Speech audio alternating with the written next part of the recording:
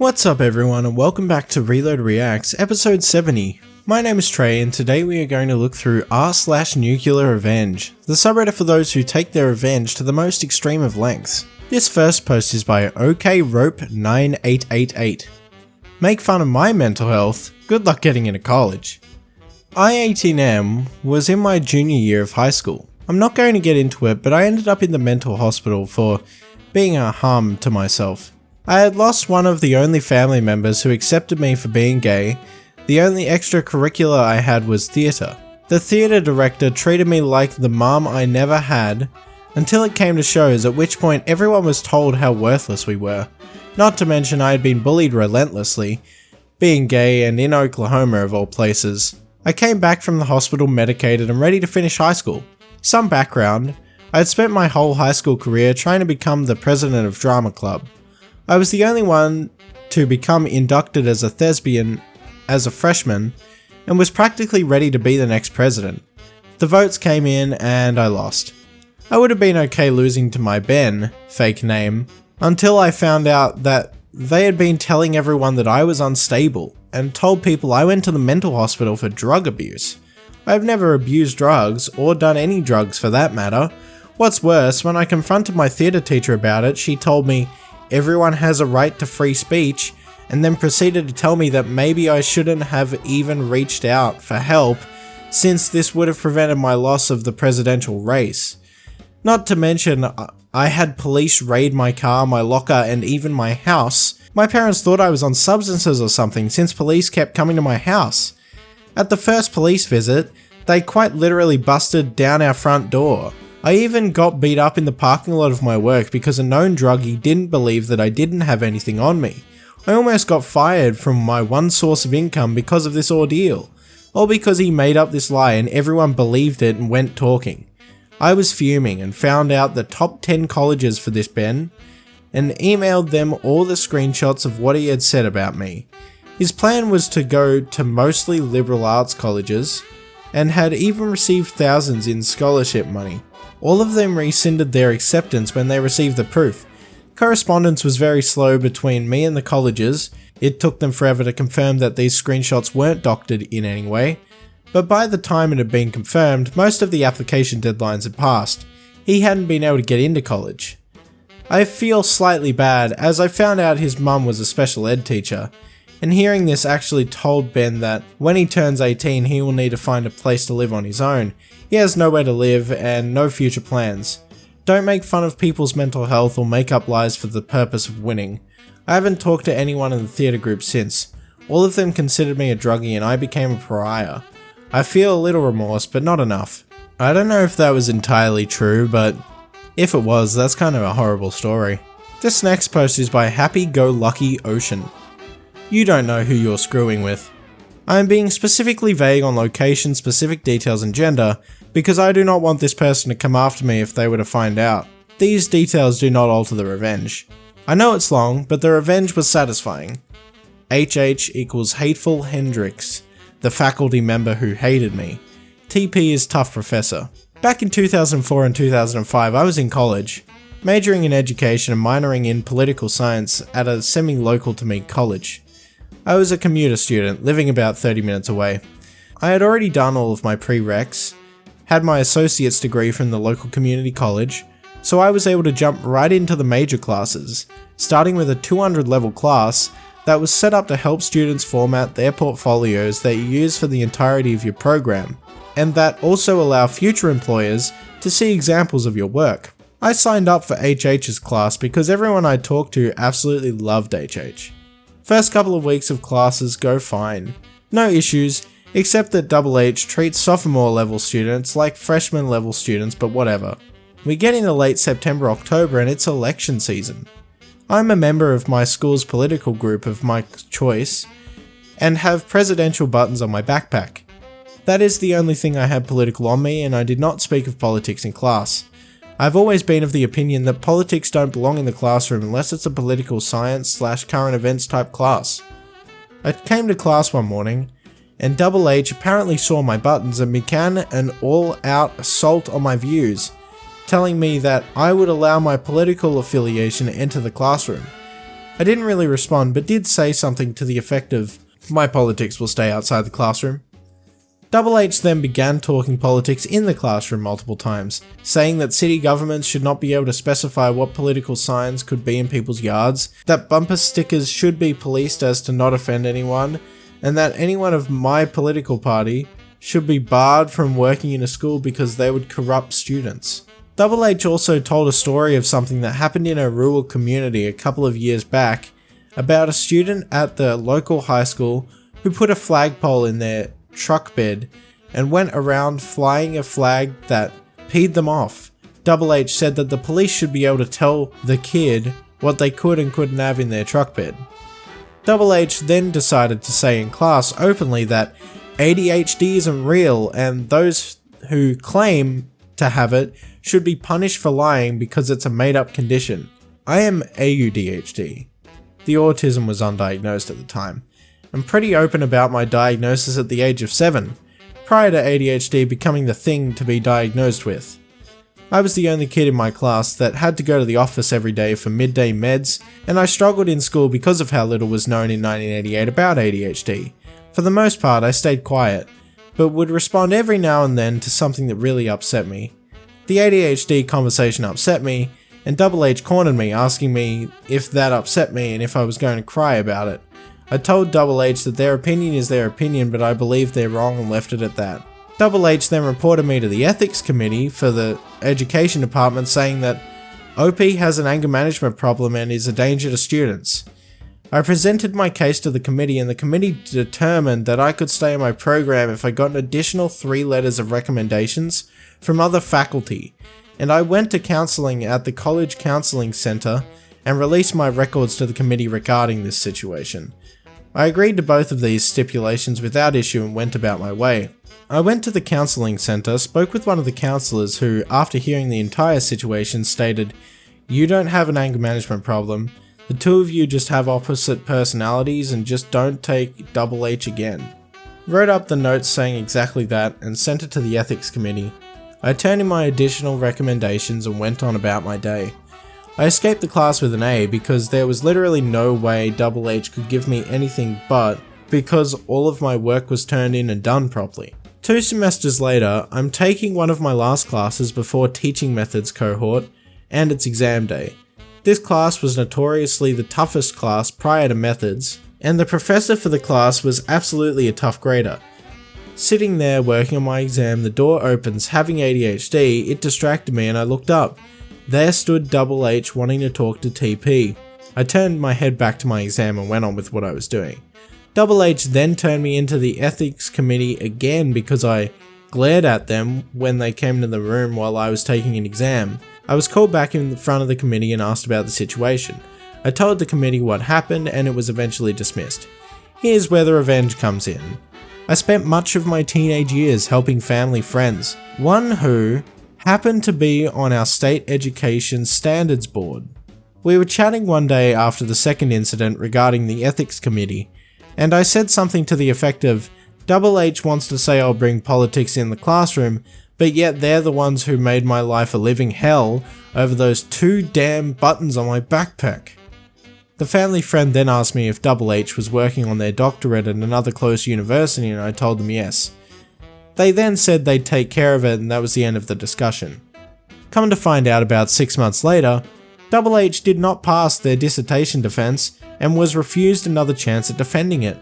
I didn't ask for anything to be done, but in the small world in which we live, Double H decided to screw with the wrong individual and the right individuals found out, and instead of me getting kicked out of my program, they got kicked out of their doctoral program, which was way more time and money down the drain. Moral of the story, always remember that you don't know who someone else knows. You never know who you may be screwing with. Well, that was quite an interesting story, I would say. I don't have much more to say about that, but I'm glad it worked for OP. This next post is by TryFTZ. My ex tried to ruin my life. I made sure he never worked in this town again. 2 years ago, I was dating this guy. Let's call him Steve. We worked at the same tech company, but in different departments. Things were good at first, but after a messy breakup, everything went nuclear. Bit on the nose there, but okay. A few weeks after we split, rumours started making the rounds at work. People were whispering that I was sleeping my way to the top. I was confused and hurt, until I found out Steve was the one spreading them. He even told my boss that I was unstable and not to be trusted with clients. My performance reviews tanked and my boss started treating me differently, and I was almost fired.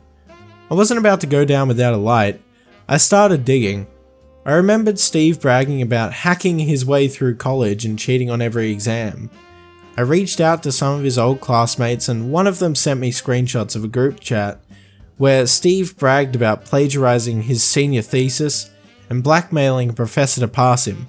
I compiled all the evidence, the group chat, emails, and even recordings of him admitting to the blackmail. I sent it to HR at our company, but I didn't stop there. I found out Steve was applying for jobs at every major tech firm in the city, so I anonymously sent the evidence to the HR departments of every company he applied to. I even sent it to his current clients, many of whom were big names in the industry. Within a week, Steve was fired. His clients dropped him, his name was mud in the industry, he couldn't get a job anywhere at town. Last I heard, he had to move to another state to find work, and even then, word travels fast in tech circles. He tried to ruin my career and reputation. Instead, I made sure he'll never be trusted in this town again. NuclearRevenge? You bet. Well, that post was a little short and strange, but I'm sure that was just a writing choice, you know, using nuclear and NuclearRevenge in the post. I'm sure that's just a funny pun. This next post is by Wonder B. Disrespect me, I'll ruin your whole damn career. So my boss, beloved by all, left the company last year. While they were trying to find a replacement, upper management decided that the person in charge of another department should be our boss. For the time being, of course. This person, let's call her Dina, does not have a single iota of what anyone on this team does, nor does she want to learn what we do. Fine, whatever, just let me do my work, get my money and leave me alone. The issue comes in when she suddenly decides that we are disrespecting her with everything we do. Not early enough to a meeting. 15 minutes is her latest earliest. Question mark? Disrespect. Have to step away to use the restroom? Disrespect. Take your paid time off that's offered by the company? Disrespect. Finally, I have enough and start documenting every instance with proof and witnesses into a massive Excel sheet. At this point, sure it's annoying and I'm passively looking for new work, but I've dealt with worse. Disrespect! The breaking point for me came during my yearly review. This is the first and hopefully only time I've ever been put on a PIP plan. I was repeatedly told that I was lazy and disrespectful, despite several clients providing positive feedback and me working until 10 PM most nights. But I kept quiet, I toe the line until I have a new job, then I let the floodgates open.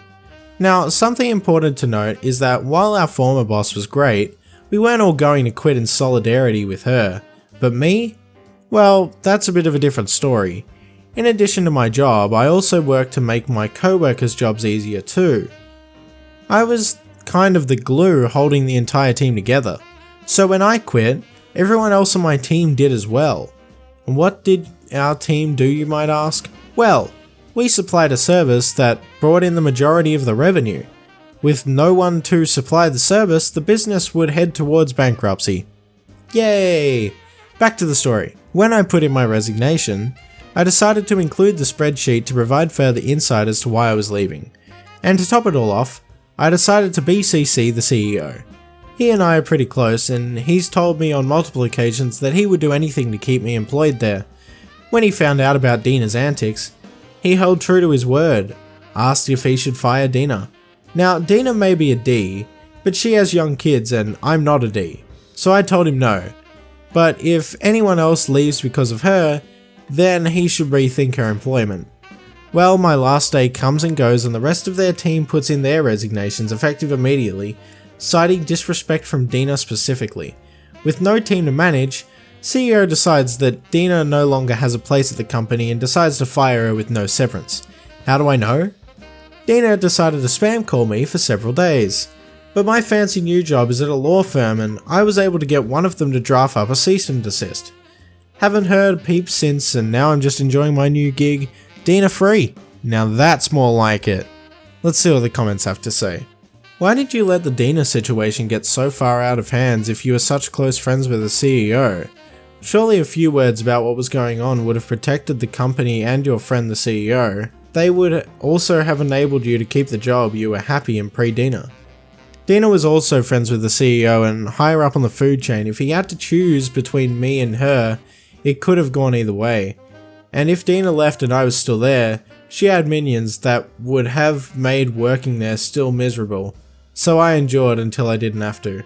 I can't believe she was fired with no severance. I mean, it makes sense, but damn. This next post is by Bladian YT. Neighbor ruined my garden, so I turned his yard into a swamp. Get ready for a wild ride, folks. This is a story of how my battle with my neighbor over my beloved garden led me to transform his pristine yard into a swamp. And in the process I became a local legend. It all started when I moved to a new house, which came with a small but charming garden. Gardening quickly became my passion, and I spent months turning that space into a blooming paradise, full of flowers and a few veggies. My neighbours seemed to appreciate the view, all except one. We're gonna call him Grumpy Greg. Grumpy Greg was the kind of guy who took too much pride in his perfectly manicured lawn, the type that looks more like a golf course than a yard. He despised my garden, calling it untidy and an eyesore that attracted pests. I tried to reason with him, offered to keep it more contained, even suggested setting up a small fence, but no, Greg wanted it gone and he wanted it gone now. One morning, I woke up to find most of my garden destroyed. Flowers uprooted, veggies trampled, and my small bird bath smashed. I knew it was Greg. No proof, but like, who else would it be? I was furious, heartbroken, but then inspiration struck. I remembered Greg's one true love, his flawless lawn. I did some research and found the perfect, most diabolical yet completely legal revenge. I bought hundreds of water retention crystals, the kind meant to help soil retain moisture from plants, except I wasn't planning on using them for their intended purpose. Under the cover of night, I went to work, spreading these crystals all over Greg's precious lawn. These tiny crystals are harmless, but when they come into contact with water they expand, holding many times their weight in water. And wouldn't you know, the forecast predicted a week of heavy rain starting the next day. The rain came and the crystals did their job too well. Greg's perfect lawn transformed into a squishy, waterlogged mess. Every step taken on the grass felt like stepping on a waterbed. The lawnmower got stuck, and the yard had become the neighborhood's newest swamp. Greg was livid, blaming everyone and everything for his misfortune, but couldn't prove a thing. It took weeks for the effects to wear off, and by then, his lawn never truly recovered. In the meantime, I rebuilt my garden, ever better than before. Neighbours who learned about the ordeal and Greg's role in destroying my garden came to help, bringing plants, seeds, and even a new bird bath. My garden became a symbol of the community, a place where neighbours would stop by to chat and admire the flowers. As for Greg, he became a lot less grumpy, especially after I casually mentioned how unpredictable gardening can be and how it's important to have a good relationship with your neighbours. He got the message loud and clear. So that's the tale of how I turned a bully's yard into a swamp and, in the process, united our little community. Sometimes a bit of creative thinking, and a whole lot of water retention crystals, is all it takes to stand up to a bully and come out on top. That was a good story. I feel it may have fit better in NuclearRevenge. It's not like he dug a hole under his house and buried it. But, you know, still a good story. I enjoyed that. Good job, OP. This next post is by Smooth Boysenberry 42, dealing with a fellow student that was causing most of us grief. This occurred when I was in college back in the 1990s. I was attending a private college in Canada that was quite famous for its program. It was tough to get in, had limited seats, and was an accelerated course. Classes were 8:30 to 5 Monday to Friday, mix of lab and classes, and 9 to 1 on Saturdays for one of the labs. Without fail, after the first few weeks, People were getting accused of cheating because they were handing in labs that were the same as others had. Every lab was unique, so there could be no duplication. The professor would assume that the first person who handed in a particular lab was the one who did it, and that anyone else who did it was cheating. That's a reasonable assumption. Over a few months myself, one of my roommates and several of our friends, around 8, had been warned about cheating. A few were blamed twice, and their mark was recorded as 0 for that lab. One was expelled for a third occurrence. To say that we were upset about this was an understatement. The courses were hard enough without having to deal with a 0 or being kicked out. It took us a bit to work out who was doing it. What we found out is one of our classmates would make a copy of someone else's lab if they stepped away to go to the bathroom and didn't get someone else to guard their papers. We went to the professors and admins and they wouldn't do anything as we didn't have definitive proof and said it wasn't possible as he had been caught for cheating once too. What do a group of overachieving peed off nerds do? Revenge! One of our friends followed him to his home one night. He lived 30 to 40 minutes outside of the city. Once we had his address, we came up with a plan. If he can't get to class, he can't copy our S. A trip to a hardware store for some supplies. We went there at 3 AM a few days later. Once we got to where he lived, we put his car up on blocks, deflated, and cut open a large hole in the top of the tyres. They filled them with quick-set post cement that some of us had been mixing on the drive there. After 20 to 30 minutes, we took his car off the blocks and left. No, it takes about 5 gallons to fill a tyre. He didn't show up to class for a few days due to car issues, but he was back late that week, and for a few weeks it looked like he had learnt his lesson. Then, he somehow coffeed my roommates for the 3rd time and my roommate got the boot. He was livid. All of us were peed. So we went with a new plan. Roommate wanted to kill him. Took several hours to get him not to. I spent a few evenings getting some things prepared several of us were making and drying copious amounts of rust. Well, a few of us were filing down some aluminum fence tension bars. I mixed them together in a specific ratio and added a few dozen chunks of magnesium ribbon, put it all in a mason jar, went for a visit at the end of the week. The roommate placed the jar on the hood of his car, stuck some magnesium ribbon into the top, lit it, and ran like hell to where we were parked a few blocks away. And that was that. Those of us still in school were mostly able to graduate with a tech diploma or technician and technologist diploma. The problematic classmate only came back one time to get all of his stuff that was at the school. He talked to a few people in the class trying to figure out if someone there had did it or if it was someone else. Apparently he had peed off a lot of people over the time he lived there. He said the car was totaled. Insurance didn't pay out due to having only PLPD. Couldn't afford a new one. The town he lived in was going after him for the damage to the road from the thermite.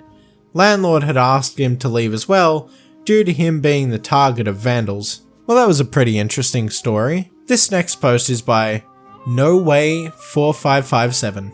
Drive over a kid's bike, pay the price.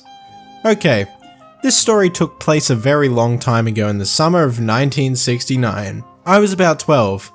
I had an early morning paper route in my neighbourhood. One of the first things that I bought with my earrings was a brand new 10 speed bike. It was silver with red trim. I was really proud of it and I took very good care of it. I also used it to deliver my newspapers in the morning.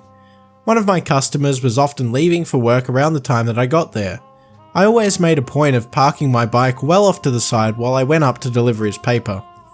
That particular morning, he turned too soon and too sharply while backing out of his driveway and backed right over my bikes, ruining the front sprocket and derailleur. He stuck his head out the window and asked, "Is it okay?" "Not exactly," I said.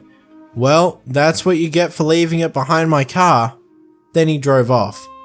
I walked at home crushed and upset.